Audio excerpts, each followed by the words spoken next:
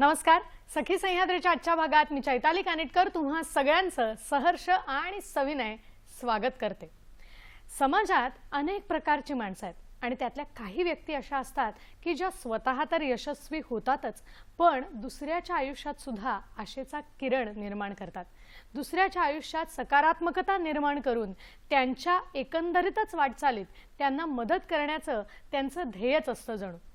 अशाच पद्धतीने आरोग्य, शिक्षण, पर्यावरण संवर्धन, महिला सक्षमीकरण या सगळ्याच क्षेत्रात काम करत असताना हजारो व्यक्तींच्या आयुष्यात हा सकारात्मक बदल घडवून आणण्याचं काम आपल्या एका सखीने केलेलं आहे आणि ते केलंय SRM फाउंडेशनच्या माध्यमातून. सेवा हीच खरी साधना हे त्यांचं ध्येय आहे आणि त्या ध्येयातून नक्की कुठल्या कुठल्या प्रकारचं काम सुरू आहे, नक्की ही संस्था कशी काय उभी राहिली, याच संस्थेच्या माध्यमातून कसा काय अनेकांच्या जीवनात बदल झाला, या सगळ्याचा विचार करण्यासाठी आजचा आपला सखी सह्याद्रीचा विषय. पाहूया आपण आज कुठल्या विषयावर बोलणार आहोत. आज आपण बोलणार आहोत ते म्हणजे सेवेचा संकल्प आणि आशेचा आधार. हा आपला आजचा सखी सह्याद्रीचा विषय आहे आणि सेवेचा संकल्प नेमका काय आहे, आशेचा आधार ह्या संस्थेच्या माध्यमातून, फाउंडेशनच्या माध्यमातून कशा काय रीतीने जपला जातोय, ह्या विषयावर मार्गदर्शन करण्यासाठी आज आपल्या बरोबर मान्यवर पाहुणी आणि या विषयातली सखी इथे उपस्थित आहे. आज आपल्या बरोबर आहेत शमिका श्याम नाडकर्णी मॅडम. नमस्कार मॅडम. नमस्कार. कार्यक्रमात आपलं अतिशय मनापासून स्वागत करते. आणि आज मला वाटतं खरंच सेवेचा संकल्प काय असेल आणि आशेचा आधार काय आहे हे सगळं मॅडम कडून आज आपल्याला जाणून घ्यायचंय. तेव्हा सर्वप्रथम त्यांचा थोडक्यात परिचय मी आपल्या प्रेक्षकांना करून देऊ इच्छिते. त्यांच्याविषयी अधिक सांगायचं तर SRM फाउंडेशनच्या संचालिका शमिका नाडकर्णी मॅडम ह्यांच्याबद्दल अधिक ओळख अशी आहे की डॉक्टर नाडकर्णी मॅटर्निटी चॅरिटी ट्रस्टच्या व्यवस्थापकीय विश्वस्त आणि संवेदनशील समाजसेविका त्या आहेत. एका नामवंत डॉक्टर कुटुंबातील वारसा जपत त्यांनी आरोग्य सेवा, शिक्षण, महिला सक्षमीकरण आणि पर्यावरण संवर्धन या क्षेत्रात खूप उल्लेखनीय असं काम केलेलं आहे. त्यांच्या समाजकार्याची दखल घेत त्यांना प्रधानमंत्री TB मुक्त भारत अभियानाअंतर्गत विशेष सन्मानाने सन्मानित करण्यात आलं. याचबरोबर कमला रायझिंग स्टार पुरस्कारातून तसंच त्याचबरोबरीने इतर काही वैद्यकीय पुरस्कारातून सुद्धा त्यांना प्रतिष्ठेचं, गौरवाचं असा सन्मान प्राप्त झालाय. तळागाळातील सामान्य माणसापर्यंत आरोग्य आणि शिक्षण अशी दुहेरी कास पोहोचवण्याचं काम हेच त्यांचं जीवनाचं खरं ध्येय आहे. अशा पद्धतीने काम करत असताना नेमका हा प्रवास कसा झाला, कशा पद्धतीचे अनुभव त्यांना आले, आव्हानं काय काय होती आणि आज कशा पद्धतीने ही वाटचाल सुरू आहे, हे सगळं त्यांच्याकडून जाणून घ्यायचंय.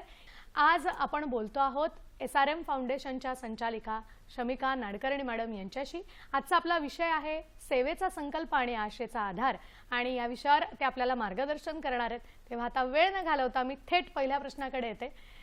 मॅडम, SRM फाउंडेशन मुळात एखादं फाउंडेशन सुरू करावं आणि तुम्ही 4 पद्धतीनं हे काम बघताय, म्हणजे आरोग्य आहे, शिक्षण आहे, महिला सक्षमीकरण आहे आणि त्याचबरोबरीनं जो अत्यंत महत्त्वाचा विषय आहे तो आहे पर्यावरण संवर्धनाचा विषय.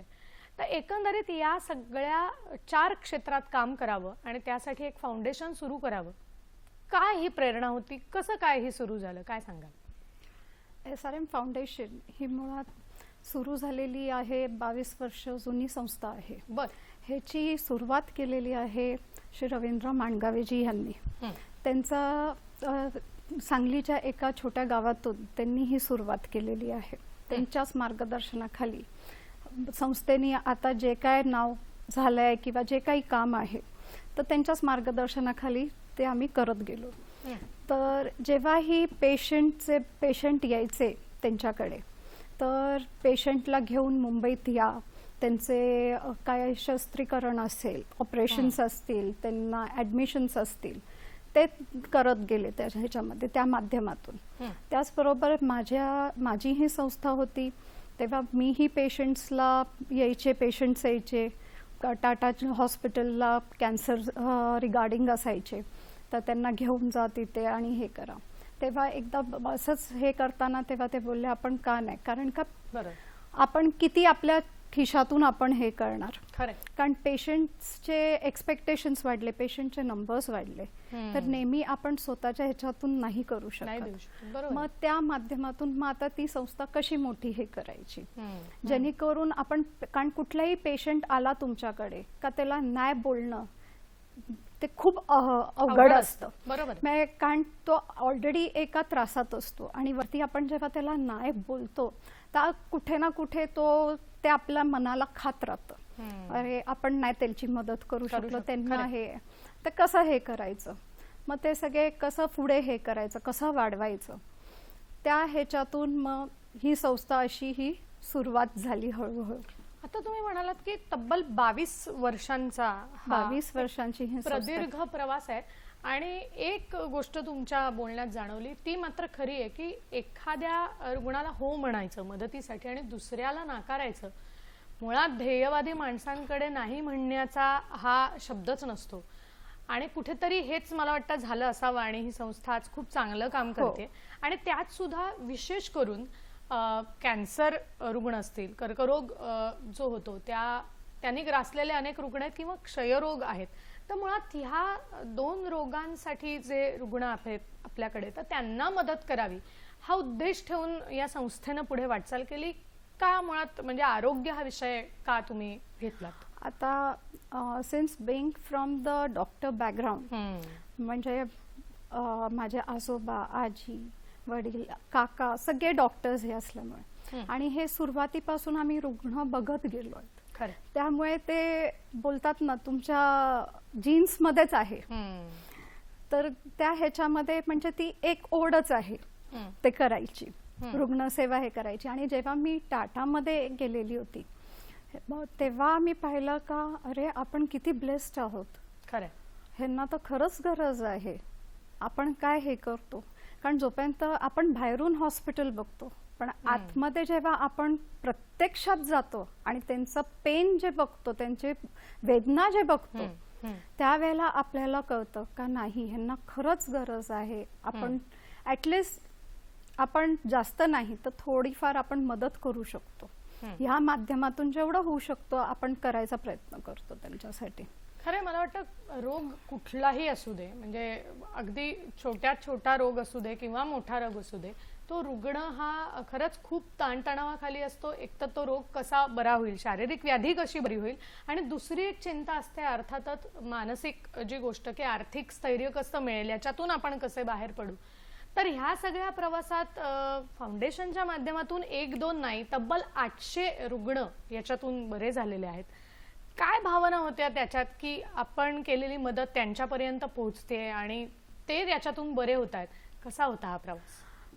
आतापर्यंत आपल्याकडे अराउंड 200-250 लहान मुलं आपल्याकडे रजिस्टर्ड आहे संस्थेमध्ये. तसेच मोठे ही रजिस्टर्ड आहे.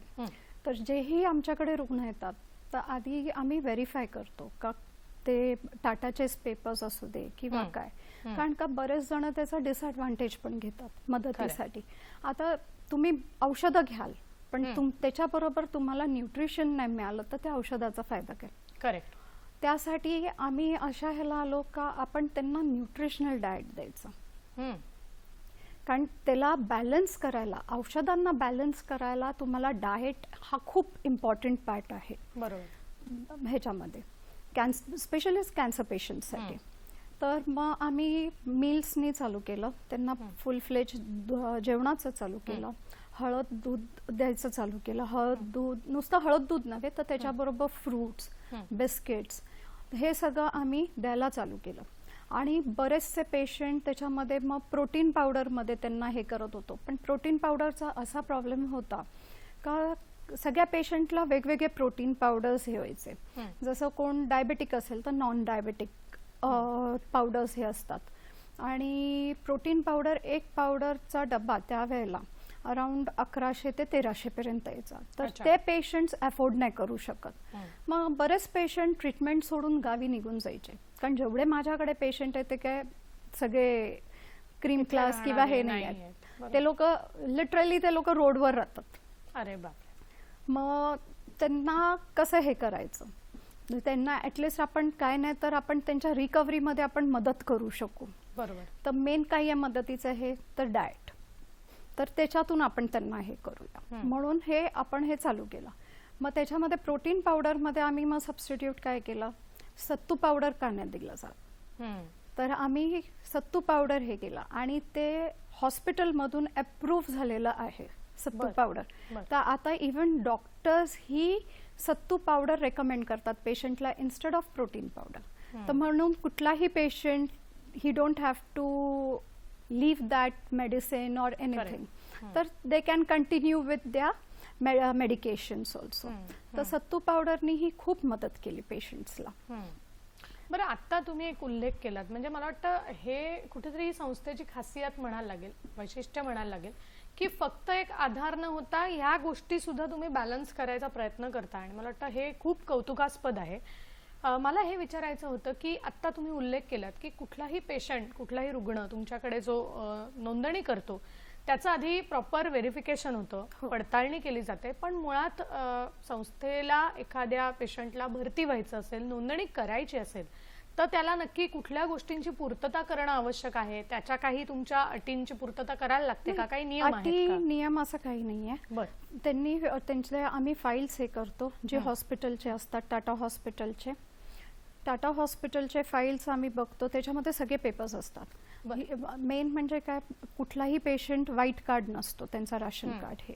त्याच्यामुळे जेवणासाठी तरी किंवा फायनान्शियल हेल्पला तेव्हा आपण बघतो का त्याचं येल्लो कार्ड असायला पाहिजे किंवा ऑरेंज कार्ड असायला पाहिजे, केसरी कार्ड असायला पाहिजे. पण जेवणाच्या ह्याच्यासाठी असं कुठलंही बंधन नाही आहे. We are open to everyone. कोणी येऊन आमच्याकडून जेवण किंवा ड्राय राशन किट ते घेऊन जाऊ शकतात. बरं, मला वाटतं याच्यावर मी तुम्हाला अजून विचारणार आहे, पण तत्पूर्वी आपल्याला फोन येतोय, तो आपण घेऊया आणि मग पुढे जाऊया. आपल्याला मंगल आपटे पुण्याहून प्रश्न विचारतायत. नमस्कार. हॅलो. नमस्कार. नमस्कार. नमस्कार. बोला. नमस्कार. मला असं प्रश्न विचारायचा आहे. हॅलो, ऐकू येतोय? मला असं मला असं विचारायचं की रात्री आपण जर ती पेशंट त्रास द्यायला लागले तर आपण काय करता, आणि दुसरी गोष्ट म्हणजे त्यांचा आहार विहार कसा असावा, आणि अजून एक गोष्ट म्हणजे ती जी पेशंट आहेत तर ते म्हणजे कोणी असू शकते का, वयस्कर वगैरे आपण आधार देतो, आपलं कार्य खूप छान आहे, तर त्या बाबतीत आपण काय सांगू शकाल?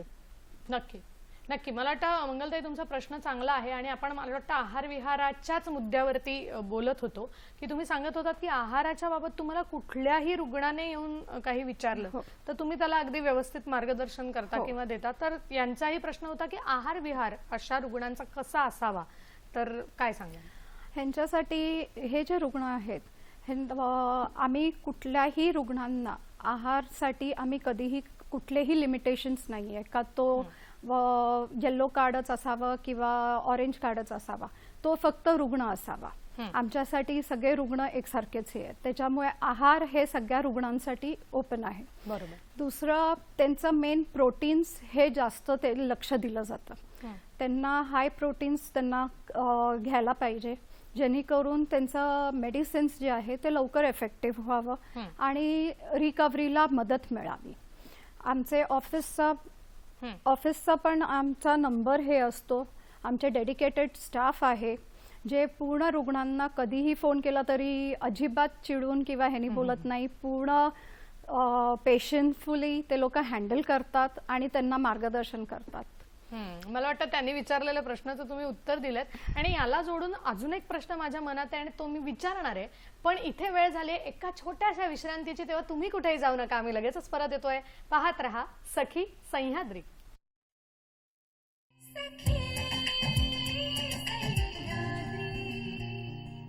विश्रांतीनंतर पुन्हा एकदा तुम्हा सगळ्यांचं स्वागत करते. सेवेचा संकल्प आणि आशेचा आधार हा आपला आजचा सखी सह्याद्रीचा विषय. या विषयावर मार्गदर्शन करण्यासाठी आपल्या बरोबर आहेत SRM फाउंडेशनच्या संचालिका trustee Shamika Nadkarni madam. Break पूर्वी मला वाटतं आपण या विषयावरती येऊन थांबलो होतो. मंगलजीने आपल्याला एक प्रश्न विचारला होता, त्याचंही तुम्ही उत्तर दिलं की अशा रुग्णांना ज्यावेळेला ते थोडेसे ताणतणावाखाली असतात, जास्त ताण येऊ शकतो, तर त्यावेळेला खरंच हँडल करणं कठीण आहे, पण तुम्ही त्याचं मला वाटतं योग्य उत्तर दिलं की अनेक असे आपल्याबरोबर अनुयायी जोडले गेलेत की जे या पद्धतीनं काम करतात. आता मला पुढच्या एका प्रश्नाकडे यायचं आहे की ज्या वेळेला हे रुग्ण या पद्धतीने मदतीसाठी आपल्याकडे येतात त्यावेळेला त्यांना एक मानसिक किंवा भावनिक आधार देण्याची सुद्धा तितकीच गरज असते, कारण या सगळ्यातून बाहेर पडण्यासाठी अगदी बरोबर. कुठेतरी उपक्रमांमध्ये भाग घेणं, थोडंसं खेळीमेळीचं वातावरण निर्माण करणं हे आवश्यक आहे. आणि मगाशी तुमच्या बोलण्यात उल्लेख आला होता लहान मुलांचा सुद्धा, तर काय सांगाल की याच्यासाठी फाउंडेशन काय पद्धतीचे उपक्रम चालवतं आणि यांना बाहेर कशा पद्धतीने काढतं?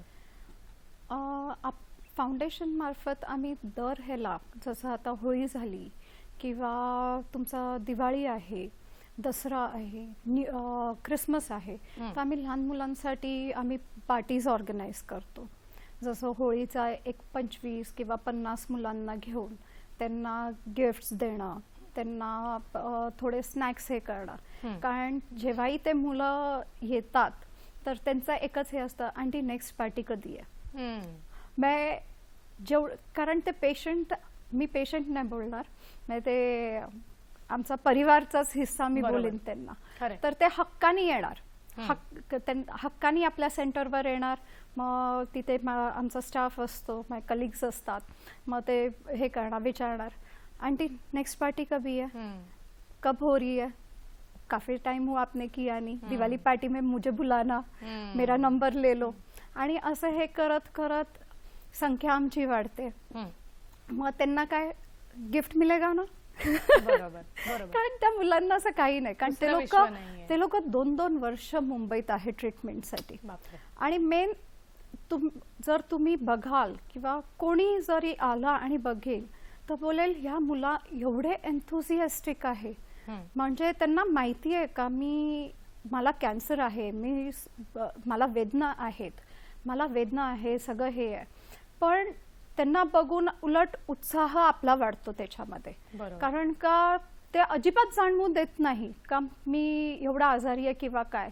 डान्स असो किंवा काय, सगळ्यामध्ये पार्टिसिपेट करतात ते लोक.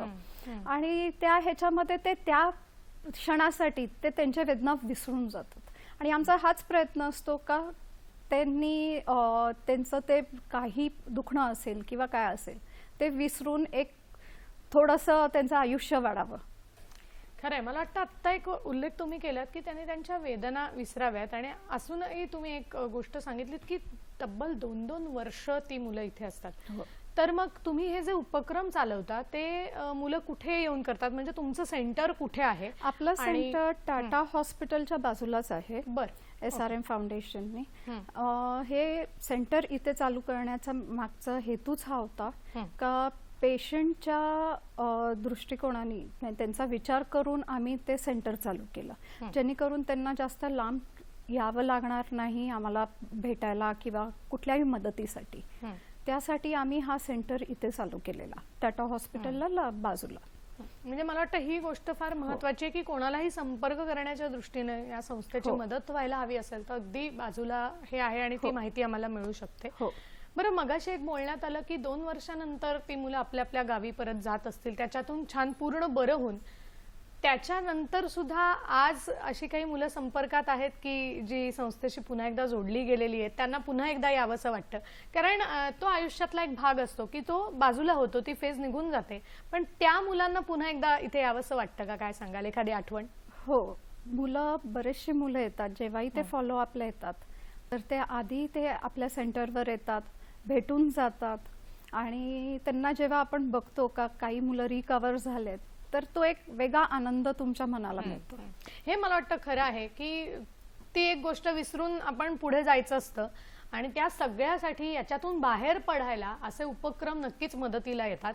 या विषयावर आपण बोलणार आहोत, पण आपल्याला एक फोन येतोय, अर्थात तो घेऊन आपण पुढे जाणार आहोत. आपल्याला रुपेश गुजराथी सिन्नरहून प्रश्न विचारतात. नमस्कार रुपेशजी.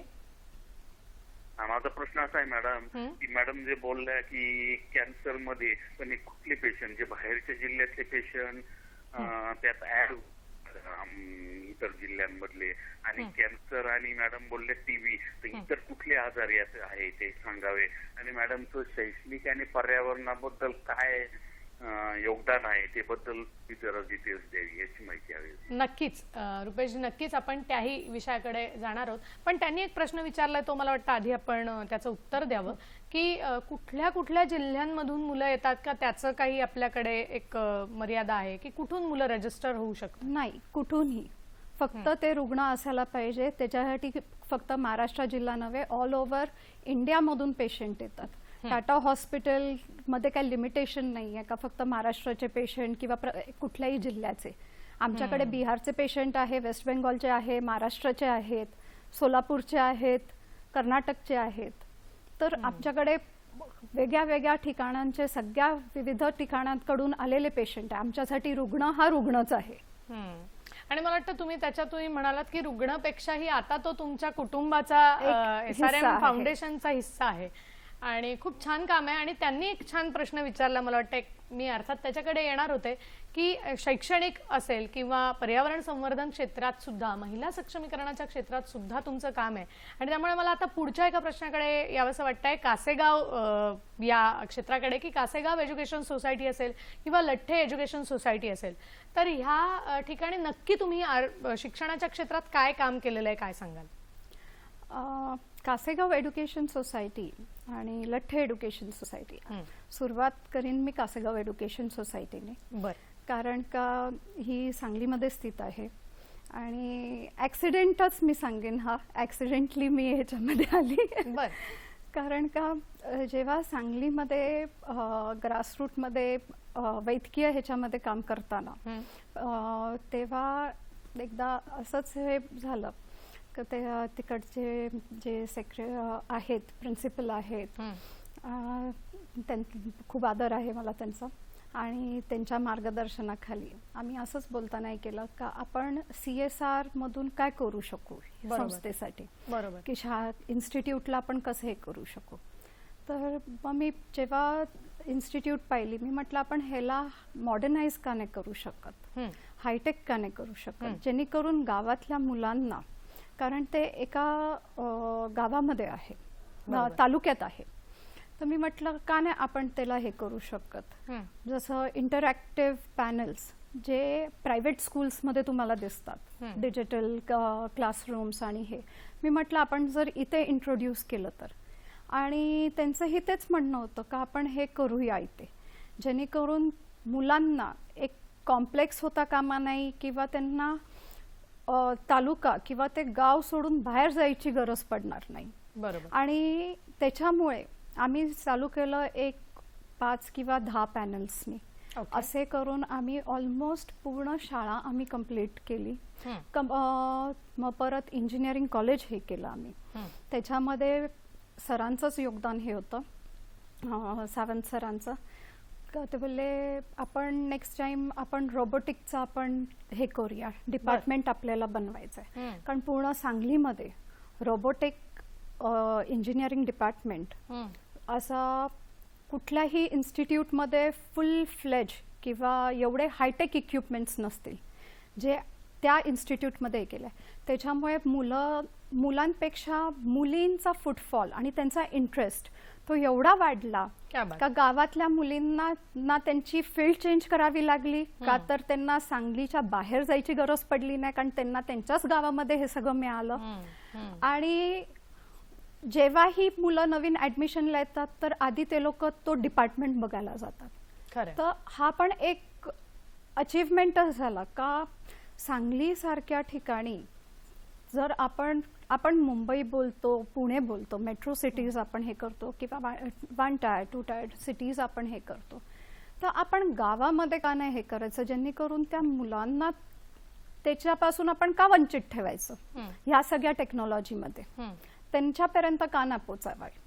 म्हणून मला आमचा प्रयत्न हा विचारायचा असतो. आता तुम्ही सांगलीचा उल्लेख केला, नक्कीच इथे तर तुम्ही बदल केलेच आहेत पॅनलच्या माध्यमातून, पण असे कुठल्या अजून ठिकाणी बदल करायची आणि अजून अत्याधुनिक शाळा म्हणा किंवा कॉलेजेस म्हणा सुरू करावीशी वाटतात? कारण तुम्ही ग्रामीण भागाचा उल्लेख केलात आणि तो खरंच महत्वाचा आहे, कारण बऱ्याच ग्रामीण भागात आजही शिक्षणाच्या अत्याधुनिक सोयी सुविधा पोहोचलेल्या नाहीयेत. मग तुमचं असं स्वप्न असेल, ध्येय असेल की मला या ठिकाणी सुद्धा हे काम करायचं, काय सांगेल? सांगलीमध्ये करायचं आहे, कारण का आपलं ही संस्था सांगली रजिस्टर्ड आहे, त्याच्यामुळे तो एक वेगळाच हे आहे, नातं आहे. तर ते हे करायचं आहे. सांगलीमध्ये जितकी गावं आहेत, प्रयत्न आहे आमचे का जेवढे शाळा आहेत गावामधले त्यांना आपण आधुनिक म्हणजे जे डिजिटल क्लासरूम्स आहे ते प्रोव्हाइड करायचे.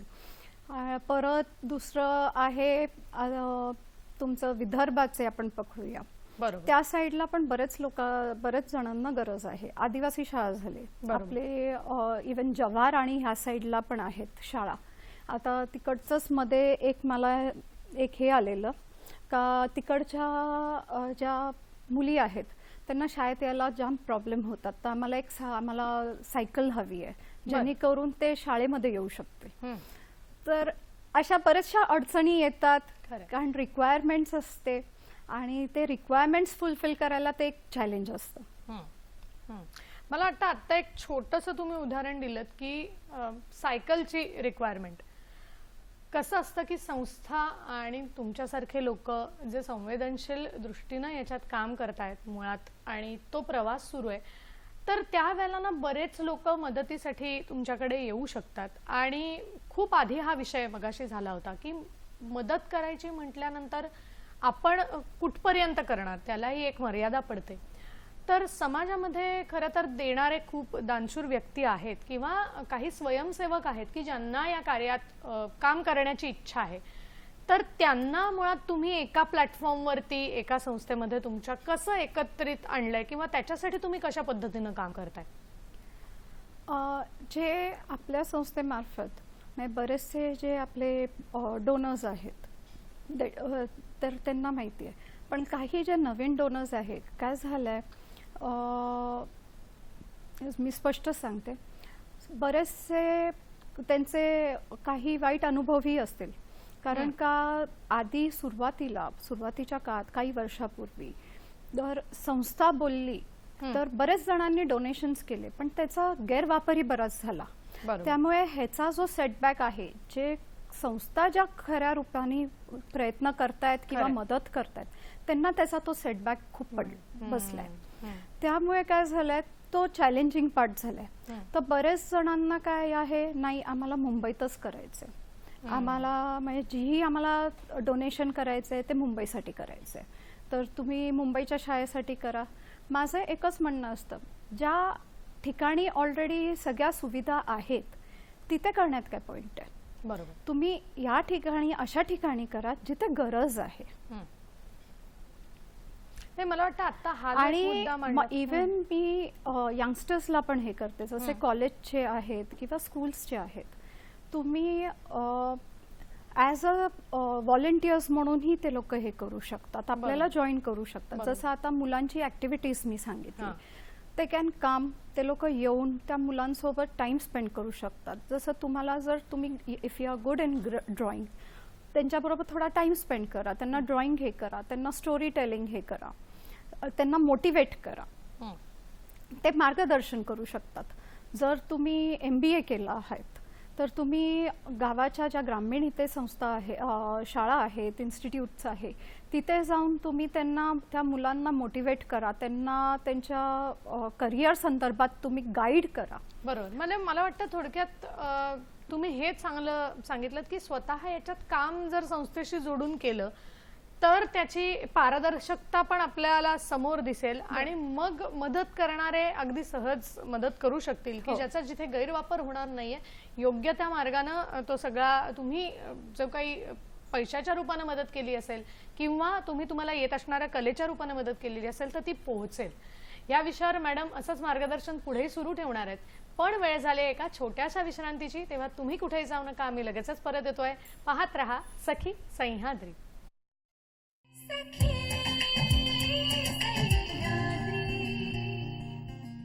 पुन्हा एकदा विश्रांतीनंतर तुम्हा सगळ्यांचं स्वागत करते. सेवेचा संकल्प आणि आशेचा आधार हा आपला सखी सह्याद्रीचा विषय आहे आणि मार्गदर्शन करण्यासाठी आज आपल्या बरोबर आहेत SRM फाउंडेशनच्या संस्थापिका शमिका नाडकर्णी मॅडम.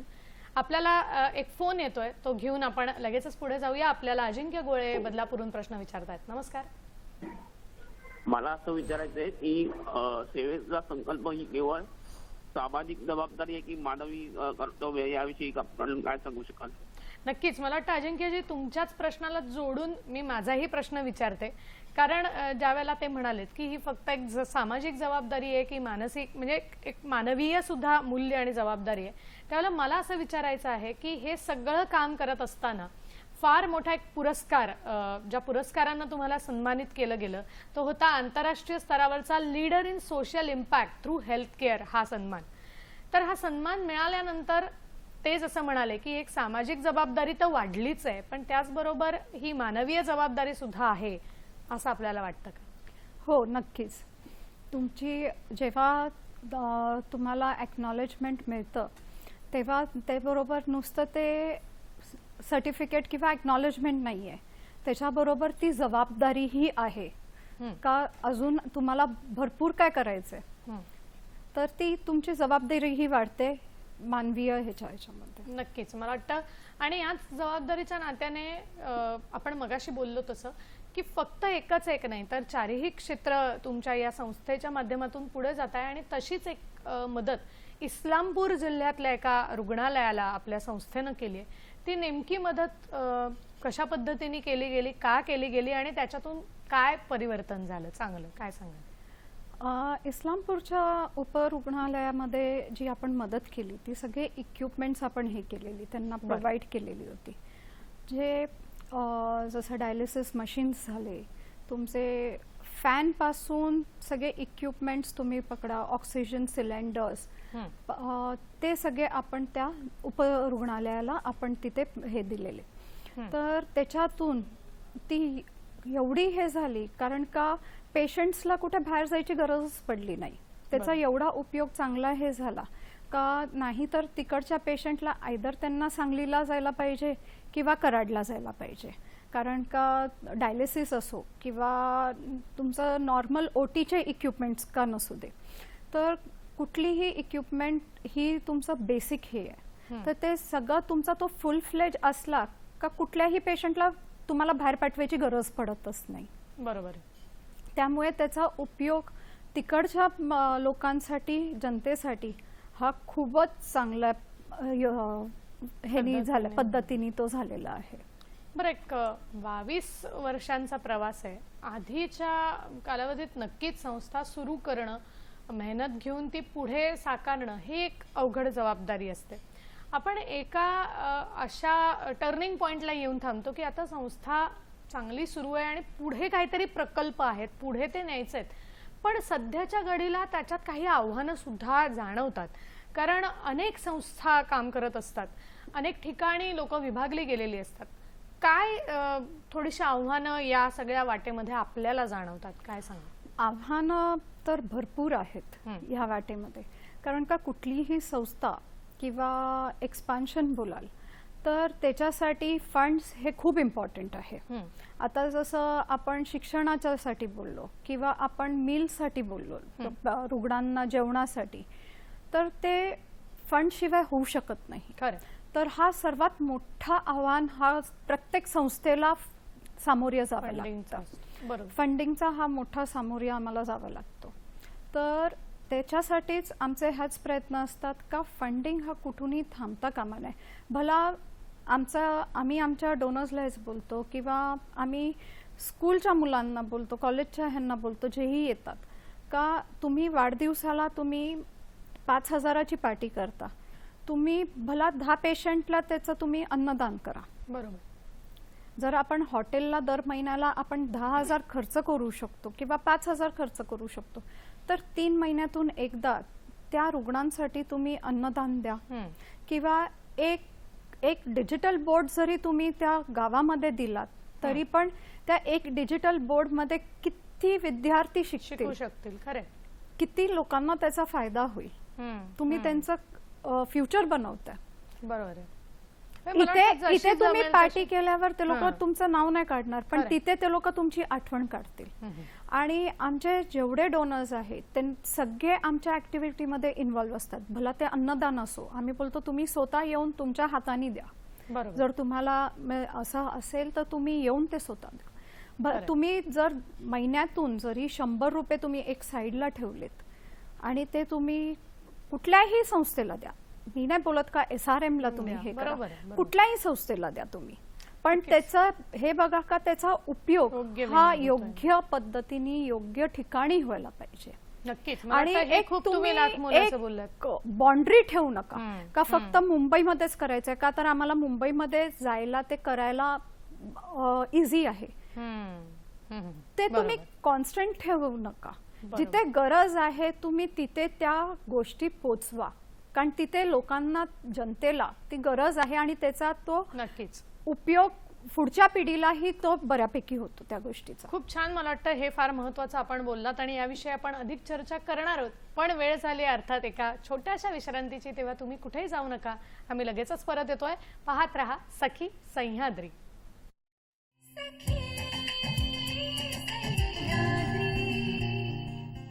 विश्रांतीनंतर पुन्हा एकदा आपल्या विषयाकडे वळणार आहे. आपला आजचा विषय आहे सेवेचा संकल्प आणि आशेचा आधार, आणि मार्गदर्शन करण्यासाठी आपल्या बरोबर आहे SRM फाउंडेशनच्या संस्थापिका शमिका नाडकर्णे मॅडम. आता मी मॅडम पुढे येणार आहे की एकंदरीतच ही वाटचाल बघता अजून खूप काम करायचं आहे असं तुमच्या सगळ्या बोलण्यातून आम्हाला जाणवलं. पण येणाऱ्या या 5 वर्षाच्या काळात, 10 वर्षाच्या काळात काही प्रकल्प डोक्यात असतील की जे पर्यावरणाशी निगडित असतील किंवा महिला सक्षमीकरणासाठीचे काही स्वप्न तुम्ही पाहिले असतील, काय सांगाल याविषयी? पर्यावरण हा मुख्य एक विषय आहे, कारण का पर्यावरणलाच धरून हेल्थ पण तुमचं कनेक्टेड आहे. बरोबर. त्यामुळे पर्यावरणच्या ह्यानी जसं रिसायकल झालं किंवा ट्री प्लांटेशन झालं, आता बघायला गेलं एवढे झाडं कापली जात आहेत, ऑक्सिजन नाहीच आहे. आणि आपण कोविडमध्ये तर पाहिलंच आहे ऑक्सिजनची इम्पॉर्टन्स किंवा त्याचं महत्त्व आपल्याला कोविडनी चांगल्यापैकी आपल्याला समजावलेलं आहे. बरोबर. त्यामुळे परत ऑर्गॅनिक फूड जे आपण बोलतो सेंद्रिय शेतीने बनवलेलं, ते एक हे आहे. हा पर्यावरणचा आपण हे करायचं आहे जेणेकरून त्याच्यामध्येच महिला सक्षमीकरण, म्हणजे ज्यांच्या शेती आहे त्यांना आपण ऑर्गॅनिक फूड्स किंवा त्यांचं पॅकेजिंग झालं किंवा काय, जेणेकरून ते स्वतः बनवून ते मार्केट कसं त्यांना हे करता येईल, त्याच्यातून त्यांना उत्पन्न, त्यांचं घर सांभाळायला एक त्यांना आधार मिळेल असं, कारण ते सगळे इंटरलिंक्ड आहे. आणि तेच जर पर्यावरण आपण चांगलं हे ठेवलं तर तुमची तब्येतही चांगली राहते, आरोग्यही त्यालाच पकडून आहे. त्यामुळे ती एक चेनच आहे. त्यामुळे पुढच्या 5 वर्षामध्ये एक पर्यावरणच्याच मार्फत त्याच ह्याला धरून आपण महिला सक्षमीकरण, जेणेकरून कुठल्याही महिलेला त्यांचं मग सिंगल पेरेंट असो किंवा सिंगल मदर असो कोणीही, त्यांना त्यांचं स्वतःच्या पायावर उभं राहता येईल, कोणावर डिपेंड राहायची गरज नाही. आता इतके महिला शिकलेल्या आहेत पण बघायला गेलं हाऊसवाईफ आहेत अँड दे एन्जॉय. मी त्याच्यावर काय बोलणार नाही, कारण तो आपापला प्रश्न आहे त्यांचा, तो स्वतःचा वैयक्तिक हे असतो. पण त्यांनी ज्यांना गरज आहे त्यांना आपण एक वर्कशॉप करून किंवा स्किल डेव्हलपमेंटचे क्लासेस हे करून त्यांना एक रोजगार निर्माण करून देण्याचा हा आपला एक संकल्प आहे. आता तुमच्या बोलण्यात एक उल्लेख आला की खरंच आहेत अनेक स्त्रिया आहेत की ज्या कल्पक आहेत, ज्यांना काहीतरी करायची इच्छा आहे, पण कसं असतं की एखादी प्रेरणा मिळाल्याशिवाय ना आपण ते काम पुढे नाही करत. अनेक आणि आपल्याकडच्या तर प्रत्येक स्त्रीला तितकाच सन्मान आहे. प्रत्येक स्त्री, प्रत्येक सखी ही तितकीच कल्पक असते, ज्ञानी असते, फक्त तिला योग्य मार्ग आणि मार्गदर्शन, दिशा मिळायची गरज असते. तर मला हे विचारायचं आहे की तुम्हाला या शिक्षणाच्या क्षेत्रात असेल किंवा एकंदरीत, तर ही जी प्रेरणा आहे किंवा तुमचा आदर्श कोण आहे, या सगळ्यात कोणी एवढं मोटिवेशन दिलं म्हणून तुम्ही इथपर्यंत हा प्रवास करू शकलात? मला आवडेल त्यांचं नाव घ्यायला, ज्यांच्यामुळे मी शिक्षणाच्या ह्याच्यामध्ये आली. ते होते प्रकाश थोराट म्हणून होते, ॲडिशनल CP होते एस्टेट डिपार्टमेंटला. ते आता 2 वर्ष आधी एक्सपायर झाले अटॅकने. मला एकदा सहज बोलले, तू शिक्षणाच्या ह्याच्यामध्ये तू काय हे केलंस? मी म्हटलं त्याच्यामध्ये का नाही काय करत. मी म्हटलं हरकत नाही, मला करायला आवडेल, करायला आवडेल मला. मग ते बोलले ठीक आहे, तर तू रजोरीला जा, कारण he was a ex army man, he have served there. तिथे जा, तो स्टडी कर आणि मला तू मग सांग तू काय पाहिलंस, तिथे काय गरज आहे. आणि तिथे गेल्यावर खरंच मला वाटलं का इथे तर खरंच गरज आहे लोकांना शिक्षणाची. बरं, तिथे नक्की तुम्ही काय पाहिलं हे मी विचारते, पण तत्पूर्वी एक फोन घेऊन आपण याच्याकडे येऊया. आपल्याला शिवानंद वसेदार निपाणीहून प्रश्न विचारतायत. नमस्कार. हा, नमस्कार मॅडम. माझा प्रश्न असा आहे, काही ठिकाणी काय होत होती की ते मोठी मोठी मुलं असतात, त्यांनी नोकरी करण्यासाठी इकडे तिकडे बाहेर वेगवेगळे असतात, मग त्यामुळे त्यांचं वडीलधारी पण त्यांना पाहण्यासाठी त्यांचे व्यवस्था करण्यासाठी कोणी नसतात. मग तशा व्यवस्था करण्यासाठी मग आपले संघटने वगैरे कशा कोणत्या माध्यमाने त्यांची व्यवस्था होऊ शकते काय. आता काही ठिकाणी भटकी लोक जे असतात, गरीब लोक म्हणजे भिकारी टाईप असतात, त्यांना सुद्धा कोणाचा आधार नसतो, काही नसतो. मग तशा व्यक्तींना सुद्धा कुणाकडे आधार मिळेल काय, निराधारांना आधार मिळेल काय, असा माझा प्रश्न. बघा मॅडम, तुम्ही काय सांगाल नक्कीच याबद्दल? शिवानंद सर, याच्यावर आपण त्यांच्याकडून मार्गदर्शन घेऊया, पण तत्पूर्वी आपण त्यांचा एक प्रसंग आम्ही ऐकत होतो की तुम्ही तिथे जाऊन नक्की जे बघितलं त्याच्यातून तुम्हाला कुठेतरी मोटिवेशन मिळालं. काय पाहिलं तुम्ही? का तिथे मुलांना शिकायची जाम आवड आहे, फक्त तिथे अवेलेबल नाहीये का, तर त्यांच्याकडे नाहीये फंड्स, नाहीयेत पैसे, नाहीयेत त्यांना फीससाठी. तर आणि जर त्यांना शाळेत जायचं तर आता तरी डेव्हलप झालंय, 10 वर्ष आधी 20 वर्ष आधी काहीच ते डेव्हलप नव्हतं. तर त्यांना ते 2 डोंगर नंतर त्यांना शाळा हे करावी लागते. परत त्यांना तेव्हा मिलिटन्सी असल्यामुळे त्यांना 6च्या आत घरी यावं लागतं. त्याच्यामुळे 10वी करून मुलींना शिक्षण सोडावं लागायचं. तर असे प्रसंग ते पाहिल्यावर मग काही 5वीच्या मुलं होते, 3रीचे होते, ज्यांचे पेरेंट्स, ज्यांचे पालक क्रॉस बॉर्डर फायरिंग मध्ये एक्सपायर झालेले, तर त्यांच्या आजी त्यांना सांभाळत होते. मग त्यांचं शिक्षण कसं हे करायचं, त्यांना शिकायची जाम आवड, कला तर खूपच त्यांच्यामध्ये हे होती.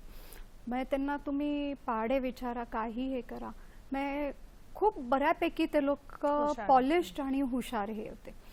पण मग मेन प्रॉब्लेम काय तर त्याचा खरं मला वाटतं म्हणजे कुठेतरी हा एक आपल्याला स्वतः दिसल्याशिवाय तुम्ही म्हणलात तसं तुम्ही एक पाहिलत, अनुभवलत, म्हणून कदाचित या कार्यात तुम्ही आलात. आता शिवानंद सरांनी एक प्रश्न आपल्याला विचारलाय की अनेक मुलं असतात की ती जी भटकी आहेत किंवा अनाथ आहेत किंवा त्यांना सांभाळणारं कोणी नाहीये, त्यांचे आई वडील कदाचित ते जर रुग्ण असतील तर त्यांच्याबरोबर इथे येऊ शकणार नाही, तर त्यांची काही राहण्याची किंवा अशी निवासी व्यवस्था संस्थेमार्फत करण्याची काही सोय आहे का, काय सांगाल? संस्था मदत करते राहण्याच्या सोयीसाठी, पण त्याच्यासाठी एक कोणतरी गार्डियन तरी हवंय.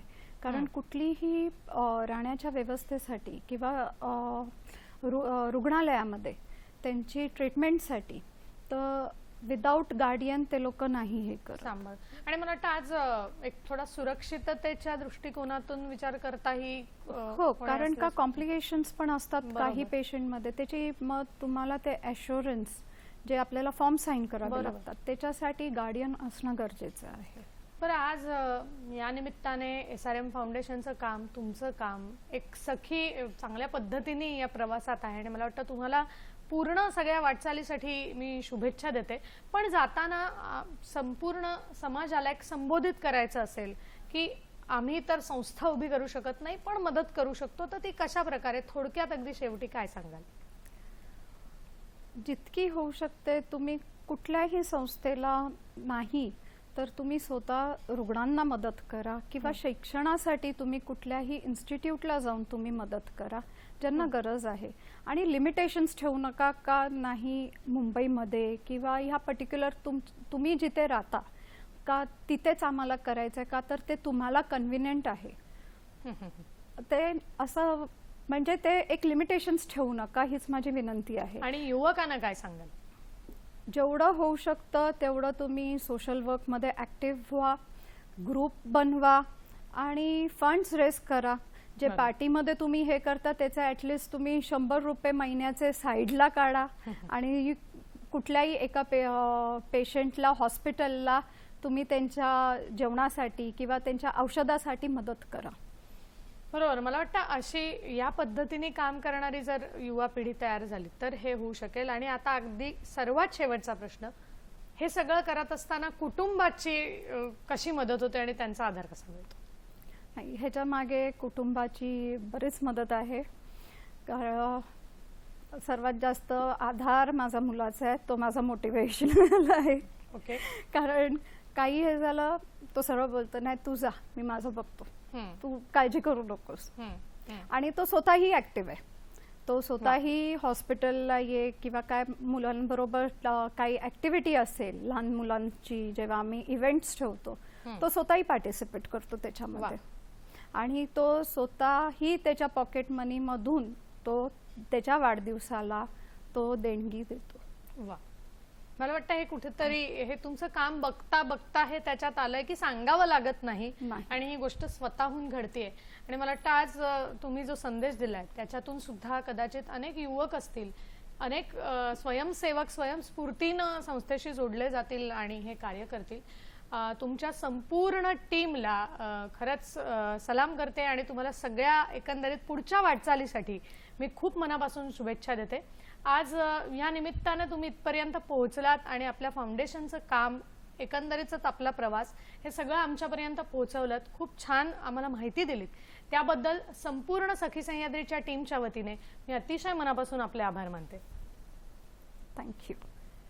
सखी सह्याद्रीमध्ये असेच वेगवेगळे विषय घेऊन आपण भेटतच असतो. SRM फाउंडेशनच्या संस्थापिका शमिका नाडकर्णी मॅडम आज आपल्या बरोबर होत्या आणि त्यांनी एकंदरच या सगळ्या प्रवासाविषयी माहिती दिली. आणि सर्वात शेवटी त्यांनी सांगितलंय की जशी जमेल, जेव्हा जमेल तसं एक थोडंसं समाजकार्य करण्यासाठी आपण प्रेरित झालं पाहिजे. हा मला वाटतं खूप चांगला संदेश या नोटवर घेऊन आजच्या कार्यक्रमाची सांगता करते. आपण भेटणार आहोत सखी सह्याद्रीच्या पुढच्या भागात एका नवीन विषयासह. आता निरोप घेतेय. नमस्कार.